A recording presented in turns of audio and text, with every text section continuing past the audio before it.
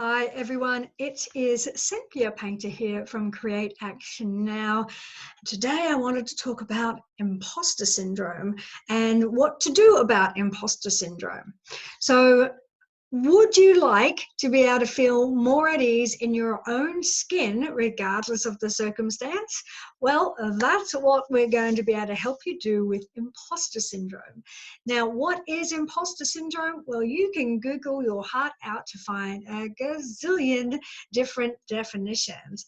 But in layman's terms, imposter syndrome really is that question in your mind that you're concerned that you're basically going to get caught out and people realize that you do not know what you are talking about or what you're doing, that really you're in a position, and whether that's as a parent, whether that's somebody in your as a job, as employed, somebody is self-employed, whatever the circumstance, that basically you feel you shouldn't be there, that really there are others who could do this so much better. And I mean, really, what point do you have being there? But eventually someone's going to work it out.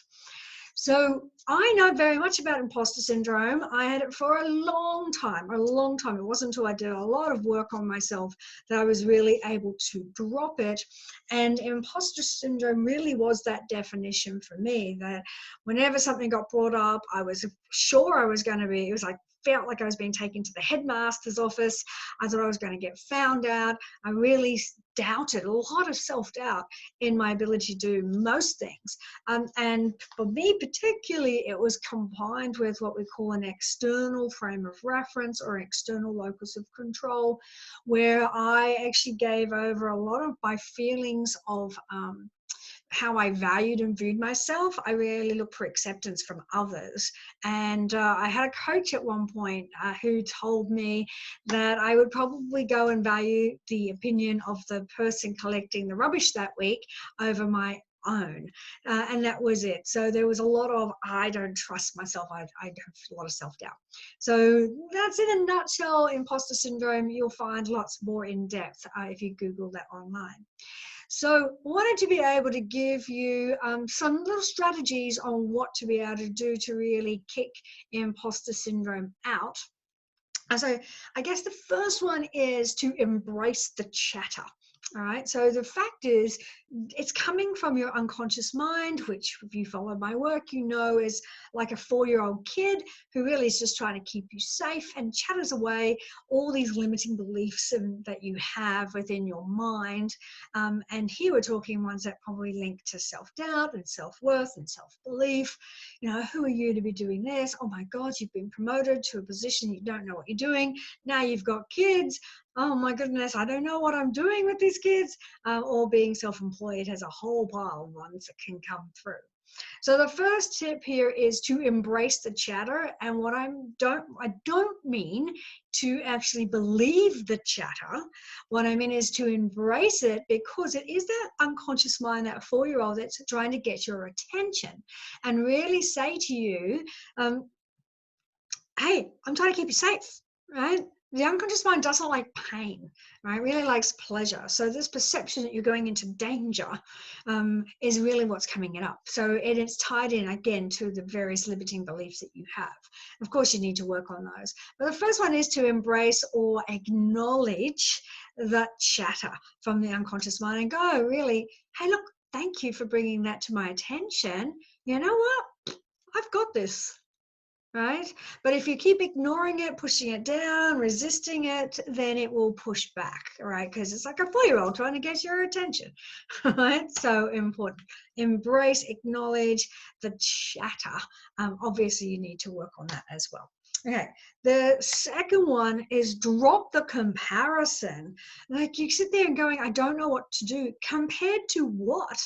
Like quite often we're comparing ourselves even unconsciously to others maybe doing the same job or who went for the same job, other people in our same industry or same types of businesses or local networking for business owners, to other parents at their back door, you know, picking up kids after school, or Facebook, oh my goodness, social media, the things that it has done for imposter syndrome, because no one puts up the mess right? We take 15 photos to get the right one of the coffee and a piece of cake to show that everything's perfect. So drop the comparison. I love this concept of comparison, way of describing it, particularly for social media, but it works all across. With social media, we are comparing our backstage with other people's highlight reels. If you think of like highlights from a movie, right? So they're only showing you the best bits, and we're comparing it to our backstage, our mess behind the scenes. This comes a lot as we used to talk about comparing to the Joneses. And the Joneses used to be in our neighborhood. But now the Joneses are not only in our street, but they're in our back pocket 24/7 because we can see the Joneses on our phone. So there's always a comparison. So drop the comparison. It doesn't help you. You are running your own race. Okay, so really you have no idea whatsoever what is going on for somebody else. You just don't. Okay, it doesn't matter what they tell you, you have no idea what it's like to be them. Okay, so drop the comparison. Okay, third one, sorry, perfectionist, embrace imperfection, right? Imposter syndrome can come from a comparison to a standard of expectation, maybe even of perfection or excellence. So embrace progress and not perfection. Take imperfect action. Grab onto those mistakes and learn from them and say, mistakes are great. That's how we learn. Put up your hand and ask for help, right, along the way. It is not weak. I'm actually going to make that a point all on its own, actually. Ask for help, right? Ask for help, because we quite often think, well, I shouldn't need help. And should, when we look at language, is a word full of judgment. Okay, so let's drop the shoulds, right? Ask for help and embrace imperfection. Okay, the last one I want to do is say, embrace and acknowledge your strengths. So what we're doing in imposter syndrome is we are definitely running through that list of our weaknesses. It's like, oh yeah, but I suck at doing this and I'm really bad at doing that. And Josie's so much better at doing this than I am. I mean, I can't even do this. And we go, list, right? So instead, and I don't mind you learning and embracing your weaknesses and developing from those, but if you focus on them, you're going to stay at that level. So instead, I want you to come up with a list just as long and embrace your strengths. What are you great at? Okay, and we all have them, and you're going to sit there and go, oh, I don't know, right? Or it feels bad to say I'm good at something. Now we have here in Australia the tall poppy syndrome, right? So we can't be good at something because then we're just being arrogant and putting ourselves out there. Not the case, people. So embrace our strengths. We don't have to do it with arrogance, but go, you know what? I've got great handwriting, or I love taking photos and I'm pretty good at that. Whatever it is, embrace your strengths, acknowledge the weaknesses, but don't focus in on them. Look at what you need to do to focus. Maybe you're really bad at handwriting, but what you do is speak in public, and it's got nothing to do with handwriting. So why bother, right? Why bother focusing on that? So we have a few there. We've talked about embrace the chatter and acknowledge it.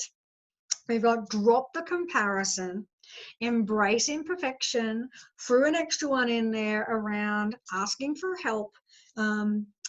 Really great one, asking for help, that builds community. And then acknowledge your strengths and utilize those, as well as develop your weaknesses, but let's not get lost in those. All right, so some great things there for working on imposter syndrome, things that you can do yourself. Now, of course, these all come out of our limiting beliefs, right? Our beliefs and our emotional baggage. This is what I help you with, okay? So if you need help with imposter syndrome or dealing with those beliefs, emotional baggage, and I want you to email me and reach out, contact me, and we can have a time to talk through what we need to do to work together. So certainly happy to do that.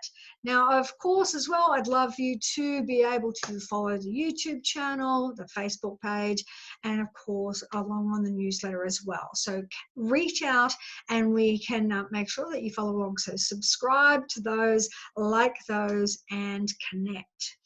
All right. So until I see you next time, I can't wait to hear more from you. Bye, everyone.